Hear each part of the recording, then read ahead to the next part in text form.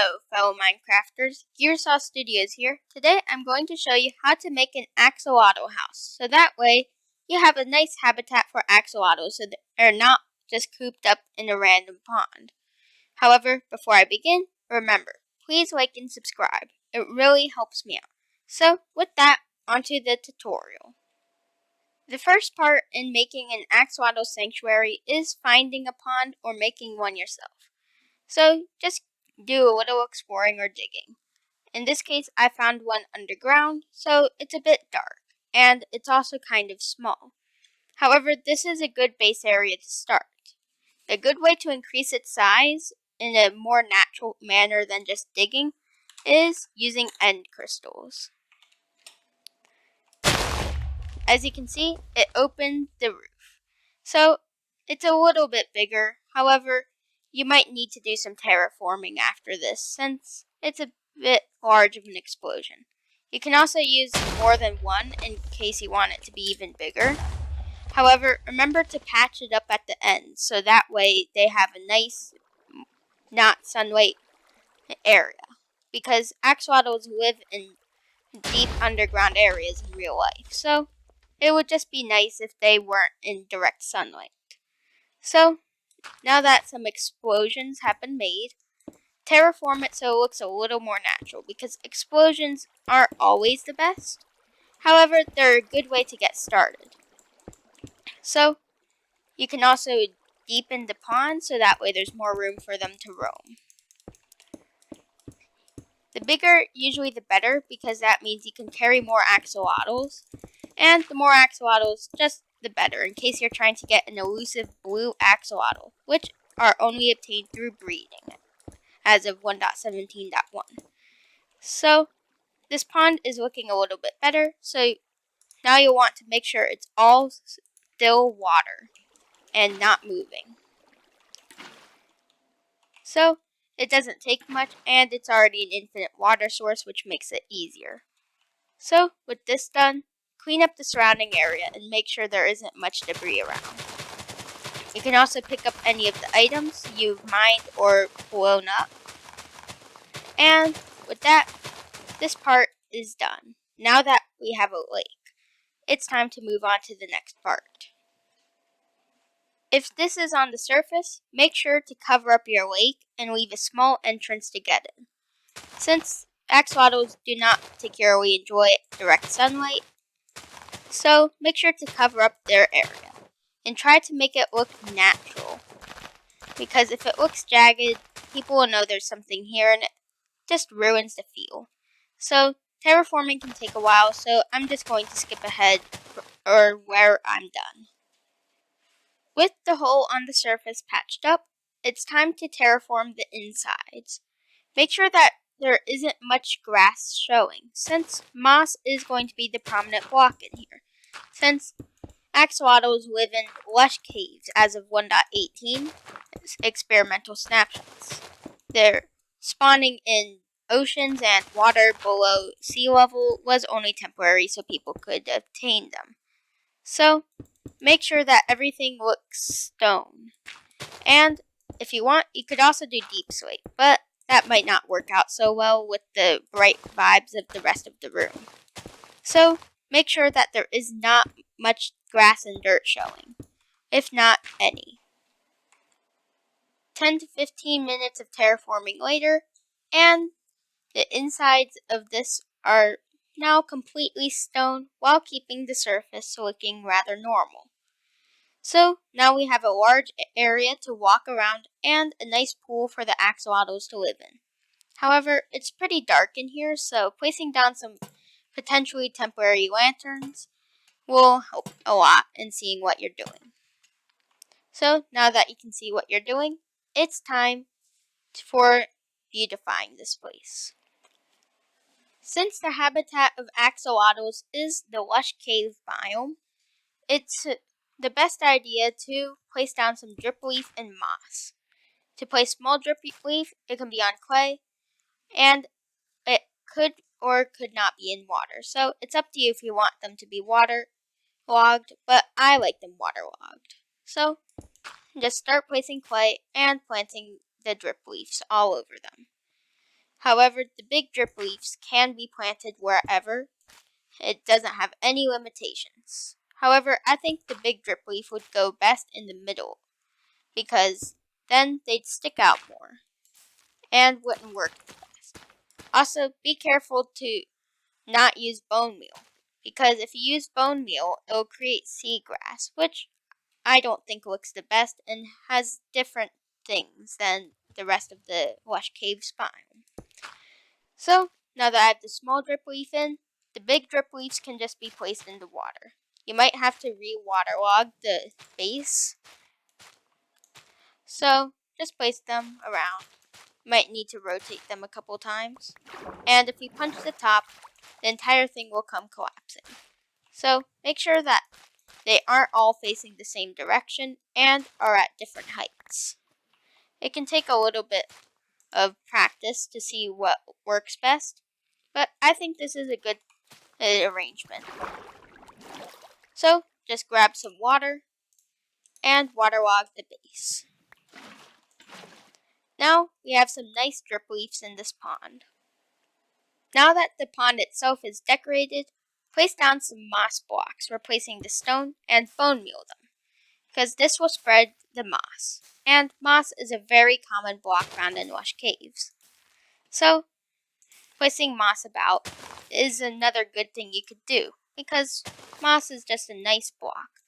Also, make sure not to have any of the azalea saplings, because those don't really fit in with the rest of this place, because it's rather small down here. So, I don't think it would work the best. Also, the entrance could potentially become very mossy, so make sure to replace it back to stone or grass, so that way it doesn't look strange. Also, depending on your biome, it might be worth punching out the grass, such as this being a savanna, makes the grass look rather out of place because of its dry, sandy color. So, punch out all the azaleas and grass. Now that everything has been punched out, make sure that more moss covers the walls and where your temporary light sources are, which should be lanterns but could be torches depending on what you have currently. So, moss can't replace stuff that already has a block on top of it, which includes lanterns despite them being a small block and also considered being transparent. So, make sure that you have some lanterns around. We're going to move them later. And now you'll want to have one layer going up on the walls on some parts, such as here. However, make sure that they don't go too high, because if they go too high, then it might just stop looking good and look too mossy. Like right here, that's a little too much moss, so reduce that. And make sure that the moss is also in just good locations. So don't have it like on the ceiling or in the center of the pond. Make sure that it looks sensible, because it just wouldn't look good if it wasn't. So try to keep it as natural looking as possible, which is just a theme in building that you should always try to follow. Now that the moss is put in, it's time for putting in axolotls. So if you had axolotls from before, get your buckets out. If you're in creative mode, place them down normally. Now we have some happy axolotls swimming around, and it's almost done in here. There's just a couple more things to do. After experimenting with a couple of light sources, I found out that glowberries are a pretty good light source, since they already grow in lush caves, so it would be pretty often and common that you find them in their natural habitat. So it makes the axolotls feel a little more at home, knowing that their own berries are here. So make sure to plant a couple so that way it's lit enough so you can see what you're doing. And if you're in survival mode, you're just going to have to wait around until they grow enough berries to light the room. Also, you can climb these, so you can put them in strategic positions like the big drip leaf in order to possibly create hidden passages around. However, I'm not going to do that in this video. So, now that we have some lighting, if you are in creative mode or watching this in 1.18, placing down a Spore Blossom is a neat addition to this room. It can be multiple or it can just be one, but it provides some spores to float around, which just makes this room look a bit more homely for the axolotls. So, it seems like this room is basically done, but there's more additions we could add, such as clay being in the water, like everywhere, instead of just for the small drip leaf. Also, if you're wondering how I made the glowberries grow, it's called the debug stick, so what you need to do to get that is creative mode /give @self debug stick. Then left click until you see berries true or false. So, just start placing clay around if you want to do that.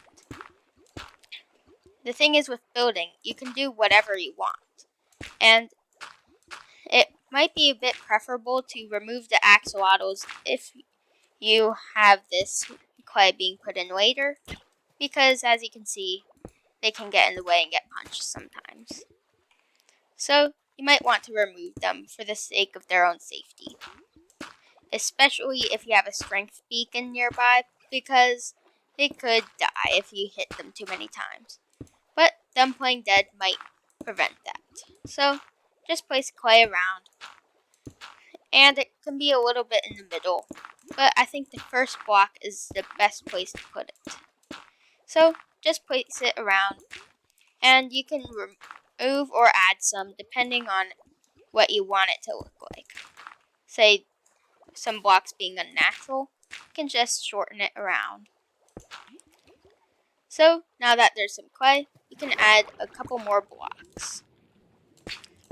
So, this isn't necessary, but is just a neat detail, since clay generates commonly in lush caves, which also makes them the best way to get clay once they generate. So, with that, it seems like this place is done, and ready for axolotls to live in. So, now you have it just a nice breeding grounds for axolotls that looks nice and natural. So, make sure to tidy up the outside, and as I've proven time and time again, I'm pretty bad at ending videos and have come up with one final thing you can do. So, if it's close to the surface, like this one, you can place down an azalea and bone meal it. So, lush caves are often signified by azalea trees growing. So, it might take a couple tries to get a good looking one, because azaleas have a very, very strange generation compared to other trees. So, you might have to replant it a couple of times to get a desirable shape. Also, it creates rooted dirt. So, it might take a couple tries for this, so I'm just going to jump forward to where I have a good azalea. So, now that I have a good looking azalea tree, it's time to go back into the cave. However, you might want to drill down from under the logs for this, because what I'm going to do is remove the Spore Blossom, and I'm going to add some rooted dirt, because rooted dirt is a common sight in azalea trees when you're looking at the ceiling. Along with that, adding hanging roots also provides a neat little detail. So, the room just feels a little bit more complete, and you can add hanging roots at other pieces. So, it's just a small other detail. There's many things you can do with this, and I'm sure that there's more ideas that I haven't covered. So, you can post your ideas in the comments below. So, make sure to just go down there and comment if you have any cool ideas of what you could add to an axolotl house.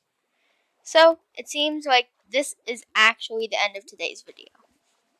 So, with that, it's the end of today's video. If you enjoyed this video, remember, please like and subscribe. I've been trying out these new building videos, which I originally did and moved on to farms. So, if you like these building videos, remember, please like and subscribe. It tells me that I should make more of these when you do that. So, with that, take care, hang out with your axolotls, Gearsaw out.